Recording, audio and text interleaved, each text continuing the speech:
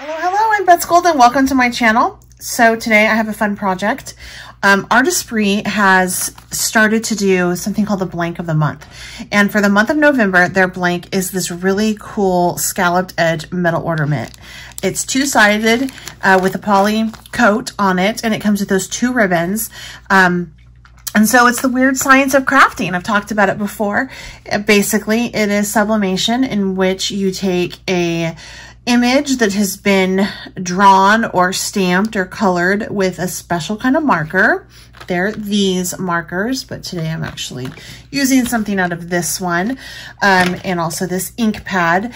And you heat it up and it basically becomes one with your substrate. And the cool thing is if there is a poly coat on anything, it'll work. And it also works on polyester blends of 80% or more.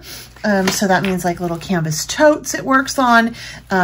You can do it on mugs. You can do it on shirts, as long as there's an 80% or more poly blend in it.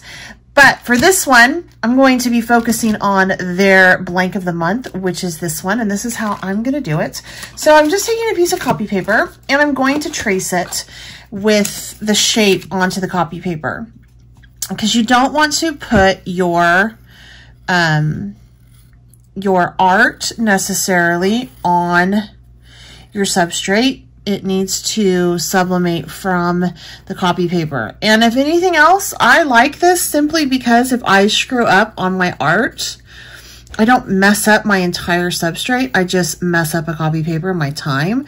Because sometimes, you know, if you go to the store and you buy a tote for $15 or something, that may be a lot, and you put art on it and you screw up, you're out of luck. So this way, you're not really out of luck.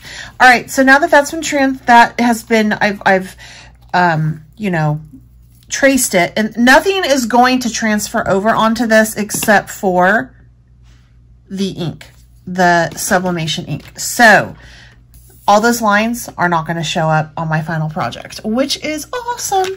So I'm going to go ahead and use this set right here. I'm going to use the mint out of it, and I've had it sitting upside down for a little bit, and I'm just going to go, and I want to do like a background on it.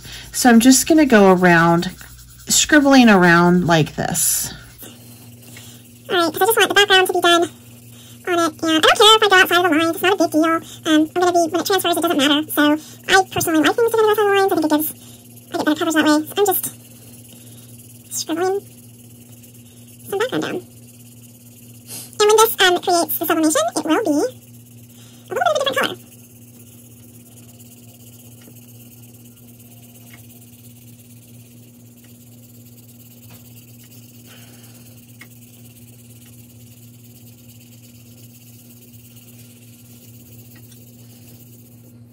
I'm wrong, this is Silicone. And I'm just rotating the page and just kind of doing it in the opposite direction. If your paper starts to get too saturated, you can go ahead and take a heat gun and just hit it, making sure to get the front and the back, because it does seep through the back. So go ahead and just heat it if it starts to get a little bit too saturated, like right now it's starting to buckle. And so I'm going to have to hit it with some of the heat gun before I go on to my next step. Okay, so I kind of like that coverage right there. And I'm going to go ahead and just take my heat tool.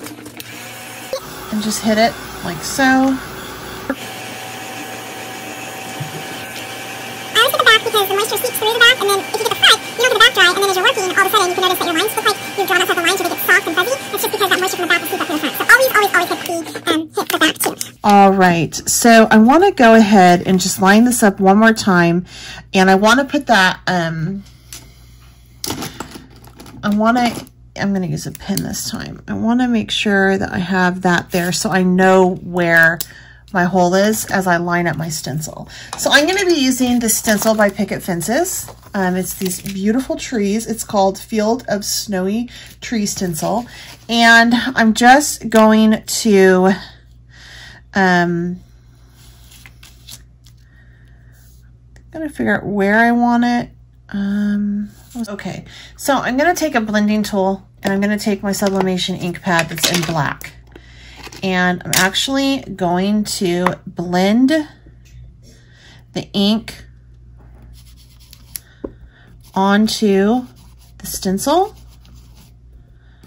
like so. And I can go over this several times to get it darker if I need to. and just build up my color.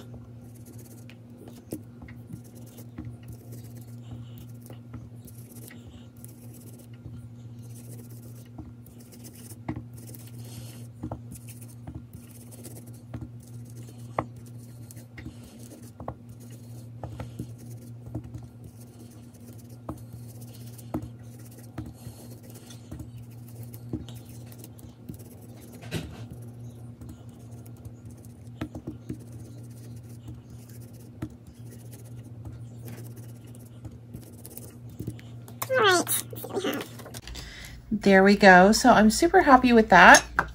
And now what I want to do is I want to, first of all, in the meantime, as I was coloring this, I wanted for my iron to be preheating, and I have it on the highest setting, making sure that there's no moisture. You don't want any moisture in your iron at all, or else it will can mess with your transfer. So it needs to be really dry. And now I'm going to take some heat tape, and this is really wonderful for making sure, like after you heat it up, it doesn't get all gunky and gummy and gross. So I really like this heat tape.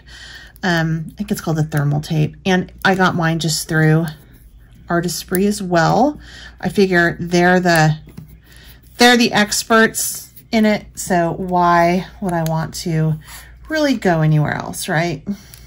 And just get what I need from them. Now, since I'm using my home iron and not a press, if you have a press, you can do it. This will only take a minute at that point, but I don't have a press. I'm just using my home iron. So since I'm just using my home iron, I am going to really make sure that I have the edges down very well.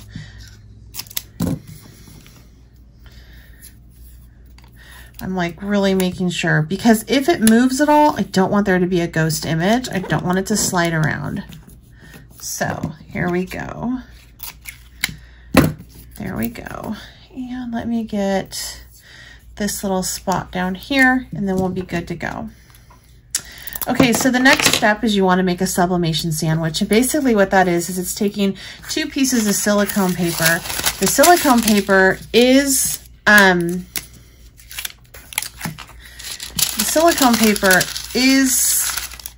heat resistant. So I know that it can withstand what I'm about ready to do to it, okay? And you just want to make sure that it is larger than your image that you are going to sublimate, because it's going to trap that ink. All right, basically it's trapping that ink, and it is turning it into a gas, and then it is becoming one with the poly-coated covering. I can talk today. Okay, so what you're gonna do is you're gonna take a silicone mat. You don't need a silicone mat, but I like a silicone mat. They have it there too. This is a really great craft mat in general. And you're going to place a piece of silicone paper down, and then you're going to place this piece up on top. So it creates like a sandwich. And you know, I know that any kind of fumes that have been given off have been tested, so I know that this is a safe paper to heat up. I don't know that about deli paper, okay? So that's why I like to do this. Then what you're gonna do is you're gonna take your iron, and I'm going to adjust my camera to pull it up a little bit so you can see what I'm doing from here.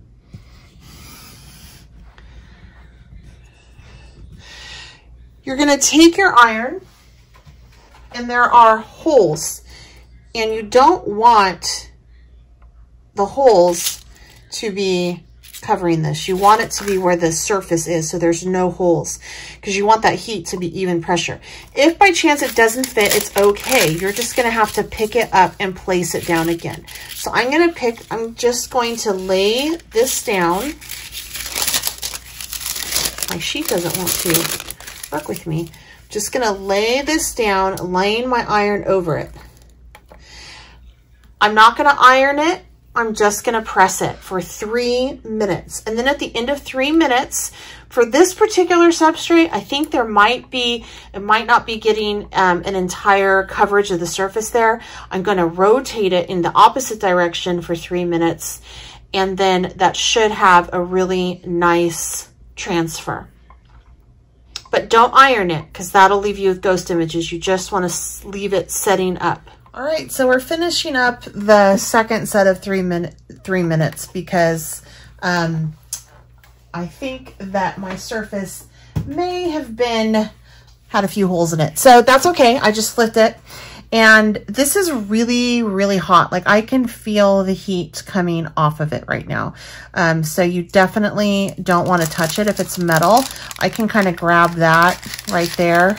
And the silicone mat is super hot as well. So I'm just going to move this over because if I just take that out of the way and, you know, get it out from underneath of it, it will cool quicker. It won't sit there and hold on to that heat, which is what I want. But if you have oven mitts, probably want to get those to do this if you want to take it off sooner, if you want to remove it. I'm going to let it just set up for a minute or two. It's cool enough to handle. And I wanted to mention to you that you can totally keep the silicone sheets for another project. You just have to make sure that there's no ink residual on it because it will transfer again. So let's go ahead and see how this worked out for us. And there are 2 sides to this, so I can do something on the back, which I probably will be doing on the next video. And it transferred so nice. See how that color just totally transferred over and how it's a little bit more vibrant.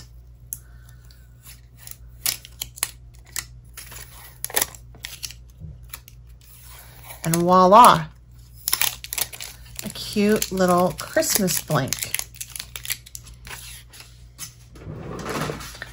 And this is good. It's not rubbing off. This is it. This is on forever. There's no way that this can come off. It is part of it. It infused down into that poly coating and it's stained, so to speak.